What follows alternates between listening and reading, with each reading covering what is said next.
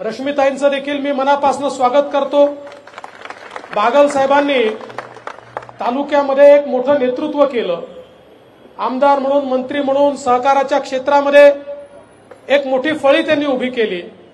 मला त्यांच्यासोबत काम करण्याची संधी मिळाली आणि खऱ्या अर्थानं एक सर्वसामान्यांकरता, शेतकऱ्यांकरता जमिनीवर काम करणारा व्यक्ती अशा प्रकारची त्यांची एक प्रतिमा होती।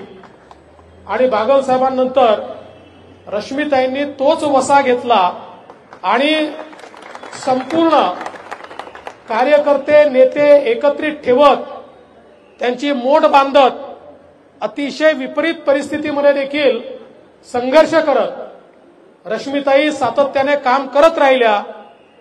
आणि आम्हाला अतिशय आनंद आहे की आमचे रणजितदादा त्यांच्या मागे होते की त्यांनी भारतीय जनता पक्षात प्रवेश करावा, आमची सगळ्यांची इच्छा होती आणि त्यांनी तो निर्णय घेतला। आणि या ठिकाणी सांगितलं पाहिजे की कुठलीही अट त्यांनी निर्णय घेताना या ठिकाणी ठेवली नाही। पूर्ण विश्वास भारतीय जनता पक्षावर त्यांनी टाकला की यांच्यासोबत गेल्यानंतर आपली चिंता हे करतील, एवढंच मनामध्ये ठेवून त्यांनी भारतीय जनता पक्षामध्ये प्रवेश केलेला आहे। त्यामुळे मी त्यांनाही आश्वस्त करतो की भारतीय जनता पार्टी हे कुटुंब आहे, हा एक परिवार आहे, केवळ पार्टी नाही आहे। त्यामुळे परिवारामध्ये सगळ्यांनी एकमेकाची चिंता करायची असते।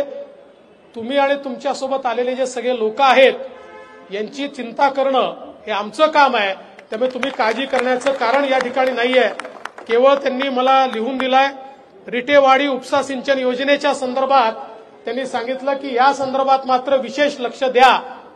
तर मी तुम्हाला आश्वस्त करतो की त्यातल्या ज्या अडचणी आहेत त्या आपण निश्चितपणे दूर करू आणि आपण ही योजना देखील त्या ठिकाणी साकारण्याचा प्रयत्न करू। शेवटी जनतेचे जे नेते असतात त्यांना स्वतःपेक्षा लोकांना काय देता येईल याची मोठी चिंता असते आणि म्हणून निश्चितपणे त्यांचं देखील मी आज स्वागत या ठिकाणी करतो। आणि अनेक लोकांचा आज प्रवेश या ठिकाणी झालेला आहे। प्रवेश घेणारे सगळे लोक आपापल्या ठिकाणी उत्तम काम करणारे लोक आहेत। आज देशामध्ये